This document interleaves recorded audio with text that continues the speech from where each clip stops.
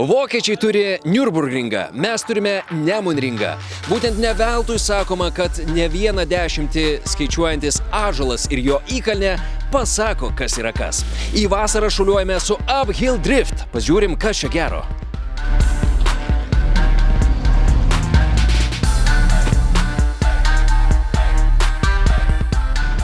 Sveikas, čempionė.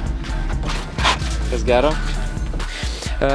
Koks yra tavo pirmas atsiminimas apie Kačerginės Nemuno žiedą? Tai gal kaip pravažiavau pirmą kartą su 2.8 plytą visą trasą, nes tikrai įsimitino taip ir kad surinkau visus klipus ir kvalą prasėjau 16, tai tikrai patiko va tas. Kada čia buvo, kiek tau metų buvo? Tai čia buvo praeitais metais, man buvo tik 13, tai tikrai gera diena buvo, dar laimėjau top 3-2 ir nuėjau top 16. Tai palauk, tai praeitais metais tau 13, šiemet 14? Taip, 14. Ir tu važiuoji driftę? Taip. Okei, o ką jūs 14 metų veikiate?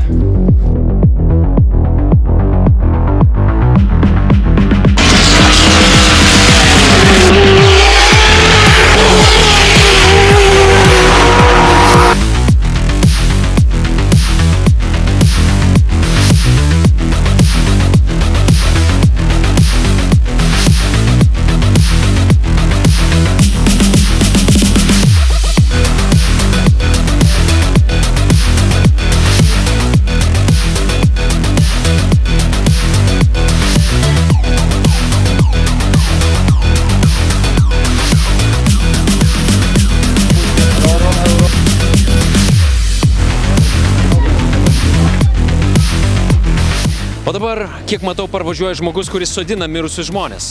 Kas žino Simą Kvietkauską, jisai ne tik youtuberis, bet ir verslininkas, tuo tarpu ir drifto pilotas. Sveikas, gyvas. Labas. Sveikas. Oi, tu čia su pagalbiniu transportu šiandien?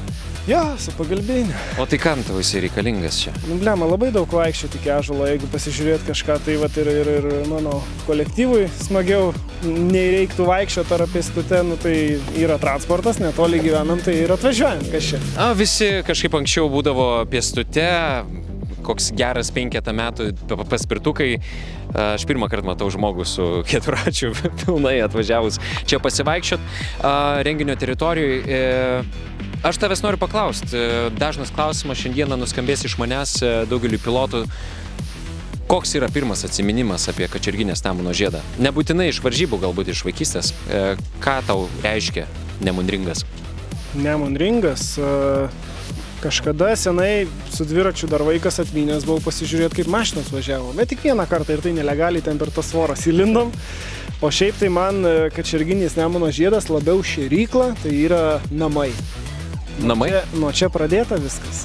Nuo čia užaugta, va dabar kaip tyčia pravažiavau tais visais senais nutryptais keliais, kur, kada 15 metais pradėjau, tai dabar ne tokia nostalgija, nes, man atrodo, prieš 4 gal tik metus buvęs, tai tokia biški buvo nostalgija šiandien pasižiūrėti pravažiuojant. Kaip geram šokėjui į buvusią šokių aikštelę įžengti, ar ne? Jo, kažkas taip. Bet kokiu atveju tau didžiausios sėkmės, ką, gerų atsiminimų ir šiuose varžybose, kokie didžiausi iššūkiai laukia? Karštis. Karštis didžiausias iššūkis šiandieną bus. Na, reikia tikėtis, žiūrėsim kaip rytoj bus, bet labai tikiuosi, kad geriau būtų debesuota, be lietaus, bet debesuota. Suprasta. O tai reiškia, kad jeigu bus karšta, reikia vartoti mineralinį vandenį. Čia gali būti jūsų reklama.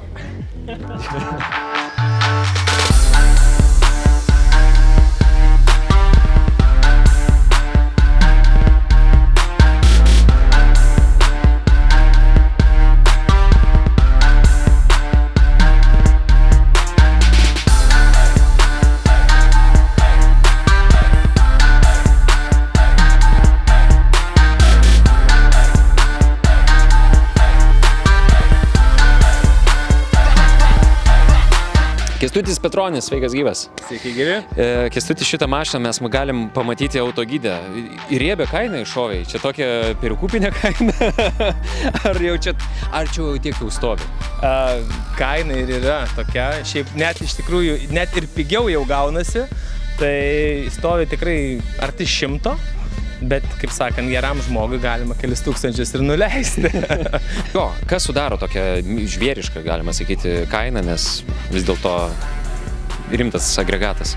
Na, šiai dienai tai labai yra brangus žmogaus darbas. Kas visą tai sudės, padarys, susuks taip, kaip turi būti. Reiškiasi, aišku, antras dalykas, jeigu galim prieiti, parodysiu, tai yra jėgainė. Okay. Šita jėgainė yra iš Amerikos, jeigu kas žinot, nežinot. Va, koksai gražus. O. Taip, tai va, tai čia yra amerikietiškas LT1 variklis iš naujos korvetės, visiškai pilnai perdarytas, tiesiog viskas, kas įmanoma viduj pakeista, kas yra silpni dalykai, kad jie tarnautų, nu tiesiog čia, žinok, beveik viskas yra pakeista, modifikuota, greičių dėžė, Samsonas sekvencinė, sankaba dvidiskė karboninė, ten, nu, žinok, turbūt dalykų, detalių yra milijonas, jeigu dar po to įkišit nosį į vidų, pamatysit ten ir sportiniai kuro bokai, ir gesinimo sistemos, ir visa pati brangiausia elektronika. Nu, žodžiu, padaryta viskas, kas įmanoma. Čia, žinokit, dar pigiai realiai yra. Žinok, jau pradėjai vardinti, supratau, kad visai logiška ta kaina. Bendras klausimas daugeliui, kokie pirmieji atsiminimai apie Kačerginės Nemuno žiedą, apie legendinę mūsų trasą? Vokiečiai turi Nürburgringą, mes turime savo žaliąjį pragarą. Taip. Tai kokie atsiminimai? Ar iš vaikystės, ar paauglystės, ar iš pirmųjų etapų? Jeigu taip apie vaikystę, paauglystę, tai va, šitas pats pirmasis posūkis čia, kur dar važinėdavo, su tėčiu žiūrėdavau Formulė 2 būdavo, ar Formulė 3 gal? Formulė 3. Formulė 3. Ko gero, tai va, šitie tokie patys pirmieji ir po to, aišku, tas laiko tarpsis, kai užaugom ir pradėjom domėtis, aš bent jau su autosportu, tai pirmas įspūdis būdavo, kaip greitai čia viskas vyksta, tai tas tai žiauriai patiko, žiauriai sužavėjo ir tas driftas kažkaip man tada ir asocijavosi su greitom, tokiom techniškom trasom. Gaila, kad tokių trasų turim tik vieną, bet šiaip reljefas yra nerealus, aukštyn, žemyn leidėsi, kol vien tik pasiekia tą trasą, tą atkarpą, kurią nori važiuoti, šiaip žiauriai fan yra, tiesiog smagu praslėkti, ten neleidžia greit važiuoti, nes visi ten lekia. Tai va, tai pati geriausia trasa, man jinai, nu, žiauriai faina. Jūsų dėmesiui Kęstutis Petronis.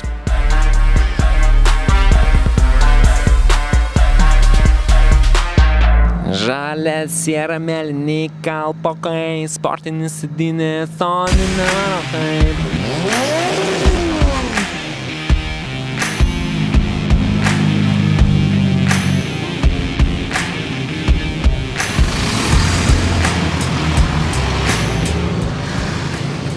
O, čia biški kažkas blizga.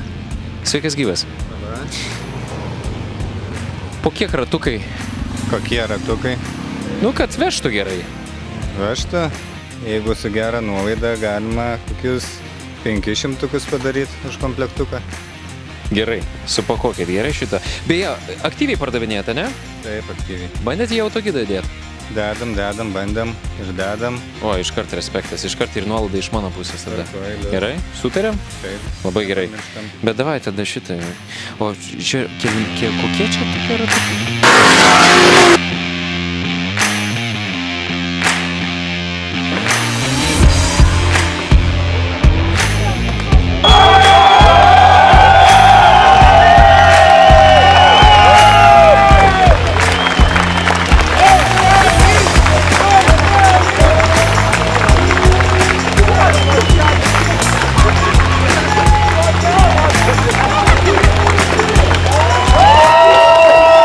Jau kaip išvažiavom į finalą, tai jau nebuvo skirtumo, nes mes taip esam geri draugai su Simu ir tiesiog važiavom, kai treniruočių važiavimą padaryti gerą šou. Norėjome ir tiesiog spaudžiau, taip turėjo būti finalas koksai. Tai tokį ir padarėm turbūt. Gaila, kad nepabaigėm pilnai kovos su Vaškeliu. Pakartojau tą pačią klaidą. Nežinau, atrodo, gal norėjau labai prie durų, bet tas momentas, kaip per greit artėjai, faktas pradedi stabdyti, nes būtų kontakčiukas, tai tiesiog išvengiant to teko atbulinių pračiuošti per pievą ir viską. Sakau, nu, važiuojam semi-pro pasitreniruosiu, nes susitvarkėm automobilį prieš tai nesivaldė, nes realiai turėjau tiesiog treniruotės prieš tai apgilo, tada lėkiau į Rygą, ten vat problemos ir čia trečias išvažiavimas ir iš vis trečias mano kartas už vairo. Ir taip gavos pirma vieta.